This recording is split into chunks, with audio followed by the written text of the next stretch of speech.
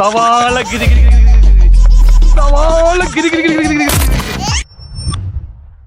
രാഹുൽ മാങ്കൂട്ടത്തിൽ രാജി വെക്കണോ, രാജി വെപ്പിക്കുമോ, രാജി വെക്കേണ്ട ആവശ്യമുണ്ടോ? ഈ പ്രശ്നത്തിൽ ഞങ്ങളുടെ ഉപദേശം കൊടുത്തു കഴിഞ്ഞു. ആണോ ഇത്തവണ എന്ത് മണ്ടത്തരമാണാവോ ഉപദേശിച്ചു കൊടുത്തിരിക്കുന്നത്? ഈ പറഞ്ഞതും കേട്ടതും മുഴുവൻ മനസ്സിലാക്കിയിട്ട് പിന്നെ എങ്ങനെയാണ് ഒരു MLA-ക്ക് രംഗത്തിറങ്ങി പ്രവർത്തിക്കാൻ സാധിക്കുക? അദ്ദേഹത്തെ വ്യക്തിപരമായിട്ട് ഇതിനെ സഹായിക്കാൻ നല്ലത് രാജിവെക്കുന്നതാണ്. അല്ല, ഫ്രെയിം നന്നായിട്ടുണ്ട് കേട്ടോ. ഫ്രെയിമിന്റെ ബ്യൂട്ടി. ഗണേശനല്ലേ നിൽക്കുന്നത്, അപ്പുറത്ത് മുകേഷണ്ണനെയും കൂടെ നിർത്തിയിരുന്നെങ്കിൽ കറക്റ്റ് ആയനെ. ഇതുപോലെ ഒരു സംഭവം സ്ത്രീപീഡനവുമായിട്ട് ബന്ധപ്പെട്ട് കേരളത്തിന്റെ ചരിത്രത്തിൽ ഇന്നേ വരെ ആരും കേൾക്കുകയോ ഇതിനു മുമ്പ് വാർത്തയാവുകയോ ചെയ്തിട്ടില്ല.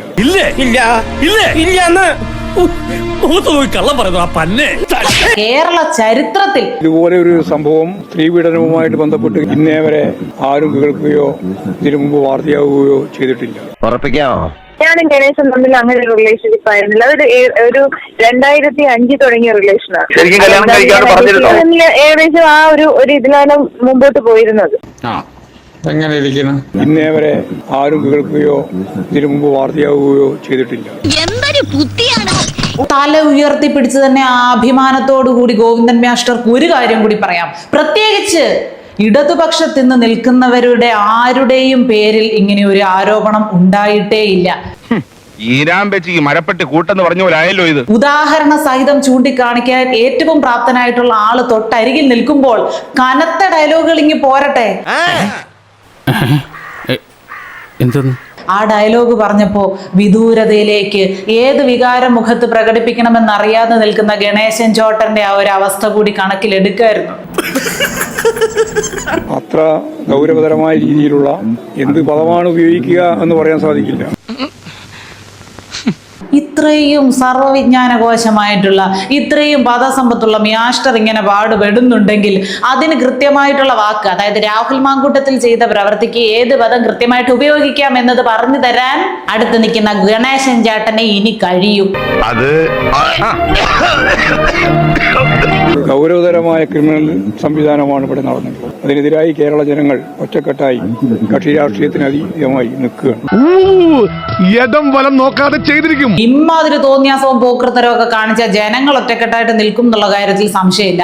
കൂടെ നിൽക്കുന്ന ആളുകൾ ഇപ്പൊ നമ്മുടെ മന്ത്രി കസേര അലങ്കരിക്കുന്നവരും നമ്മുടെ രാഷ്ട്രീയത്തിൽപ്പെട്ടവരുമായിട്ടുള്ള എത്ര പേര് വാതുറന്ന് രാഹുൽ മാങ്കൂട്ടത്തിനെ എതിർത്ത് സംസാരിക്കും? ആ കാര്യത്തിൽ ഒരു ചെറിയ സംശയമുണ്ട്. നമ്മളൊരു സത്യം പറഞ്ഞ അത്രയുള്ളല്ലേ. ഗണേശൻ ചേട്ടൻ ഒന്ന് മൈക്ക് കൊടുത്ത് എന്തെങ്കിലും പറയുമോന്ന് അറിയത്തില്ലല്ലോ. പറഞ്ഞാലും മുകേഷൻ തന്നെ കണ്ടില്ലല്ലോ. ഒരു കാര്യം പറയാൻ വിട്ടുപോയി. Mukesh is a very abusive ആണ്, ഭയങ്കര abusive, characterless person. He doesn't respect. പെണ്ണുങ്ങളും പറഞ്ഞാൽ റെസ്പെക്ട് ഇല്ല, ഒട്ടുമില്ല. സ്വാഭാവികമായിട്ടും ഇന്നല്ലെങ്കിൽ നാളെ രാജിവെക്കേണ്ടി വരുമെന്ന കാര്യത്തിൽ യാതൊരു സംശയമില്ല. ഉറപ്പല്ലേ? ഇന്നോ നാളെ രാജിവെക്കും. അതിനു മുമ്പായിട്ട് നമുക്ക് രാജിക്ക് വേണ്ടി 3-4 പേര് വെയിറ്റിംഗിൽ നിൽക്കല്ലേ, അവരെ രാജിവെപ്പിച്ച് നമ്മൾ സ്കോർ ചെയ്യണം. ഇതിനാണ് അവനവൻ പാരാന്ന് പറയുന്നത്. ഇത് ആരോപണമല്ലോ, വസ്തുതാപരമായ തെളിവുകൾ ലോകത്തിന്റെ മുമ്പിൽ നിരന്നിരിക്കുകയാണ്. പക്ഷെ അവിടെ അന്ന് ആരോപണങ്ങൾ മാത്രമേ ഉള്ളായിരുന്നു. ആളുകളുടെ വായിൽ നിന്ന് വരുന്നതും അവര് പൊക്കി കാണിച്ചതും ഒന്നും തെളിവുകളുടെ കൂട്ടത്തിൽ കൂട്ടാൻ പറ്റില്ല. നീ ഒന്നും ജീവിതകാലത്ത് നന്നാവില്ലടാ. ഗണേശൻ ചേട്ടൻ ഇറങ്ങി ഓടണോ, അവിടെ നിൽക്കണോ, ആരുടെയെങ്കിലും കയ്യിലോട്ട് ബോധം കെട്ട് വീഴണോന്നൊന്നും അറിയില്ല. അന്ന് വന്നത് ആരോപണം മാത്രം. അതാണ് നിങ്ങൾക്ക് മനസ്സിലാവാത്തത്. മനസ്സിലായി. ആരോപണമല്ലല്ലോ ഇത്. സ്നേഹം കൊടുക്കാൻ രാഹുലിന് മാത്രമല്ല ഞങ്ങൾക്കും കഴിയുമെന്ന് ഇതിനു മുമ്പേ തെളിയിച്ച ആളുകളുടെ കാര്യത്തിൽ ഒരു തീരുമാനം എടുത്തിട്ട് രാഹുലിലേക്ക് വരുന്നതല്ലേ അതിന്റെ ഒരു ശരി. എല്ലാ കാര്യത്തിലും ന്യായം മാത്രം സംസാരിക്കുന്ന മാസ്റ്റർ ഈ പറഞ്ഞത് ശരിയായില്ല. ആരോപണം മാത്രമേ ഉണ്ടായിരുന്നുള്ളൂ. കുറ്റപത്രം അത് കോടതി തെളിയിക്കട്ടെ. അത് കുഴപ്പമില്ല, നമുക്ക് അപ്പൊ ആലോചിക്കാം. അത് ശരി. മറ്റവരുടെയൊക്കെ കാര്യം കോടതി തെളിഞ്ഞു കഴിഞ്ഞ് രാജിയുടെ കാര്യം ആലോചിക്കാം. പക്ഷെ ഇവന്റെ കാര്യം ഇപ്പോഴേ തീരുമാനം ആക്കണല്ലേ. അതെ, എന്താ കുഴപ്പം? ഇത് പുതിയ കീഴ്വഴക്കം. ഇങ്ങനെ ഒരു സംഭവം ഇതിനു മുമ്പ് എപ്പം ഉണ്ടായിട്ടുണ്ടോ? ഇതുപോലെ ഉണ്ടോ? ലോകത്തിനുണ്ടായത് എനിക്കറിയില്ല, ഇവിടെ കേരളത്തിൽ ഇതേവരെ ഉണ്ടായിട്ടില്ല. ഒന്ന് നിർത്തണോ തന്റെ ഈ പുളു? ഇനി ആരോപണമായിട്ട് ഒരു കടലാസ് വന്നതല്ല, ഗണേശൻ ചേട്ടൻ ആരുടെ മുഖത്തോട്ട് നോക്കണം, മണൽത്തരി എണ്ണണോ നക്ഷത്രം എണ്ണണോ എന്നൊന്നും ഒരു പിടിയില്ല. ഇങ്ങനെ അടുത്ത് അതിനെ പിടിച്ച് നിർത്തിക്കൊണ്ട് സെൽഫ് ട്രോൾ വേണ്ടായിരുന്നെണ്ണ. ക്രിമിനൽ സംവിധാനത്തെ ഇത് എങ്ങനെയാ ഇതിനൊക്കെ ഒരു മനുഷ്യൻ എന്ന രീതിയിൽ പറയാൻ പറ്റുക? നിനക്കതൊക്കെ എങ്ങനെയാ സാധിക്കുന്നത്? ഗോവിന്ദ മാസ്റ്ററെ കൊണ്ട് മാത്രം പറ്റുന്ന ഒരു കാര്യമാണിത് കേട്ടോ. മറ്റു പാർട്ടിയിൽപ്പെട്ട ആളുകളുടെ പ്രശ്നങ്ങൾ ഉയർന്നു വരട്ടെ, അതിനെപ്പറ്റി ചോദിക്കൂ. ധാർമ്മിക ക്യാപ്സ്യൂളുകൾ ഇങ്ങനെ ഇടതടവില്ലാതെ ഇറങ്ങിക്കൊണ്ടേയിരിക്കും. പക്ഷെ അവരുടെ കാര്യത്തിലേക്ക് വരൂ, തെളിവുണ്ടോ?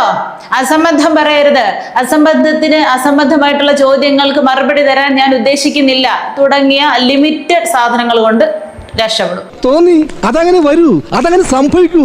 സത്യം പറഞ്ഞാൽ 2 ദിവസം മുമ്പ് ഈ മാസ്റ്ററുടെ മകന്റെ പ്രശ്നത്തിലെ വാ തുറക്കാതെ വന്നപ്പോ ഞാൻ ഓർത്ത് തൊണ്ടയുടെ മറ്റേ സ്വന തന്തുക്കളൊക്കെ അടിച്ചു പോയെന്ന്. അപ്പൊ അതിനകത്ത് ശബ്ദം മിച്ചമുണ്ട്.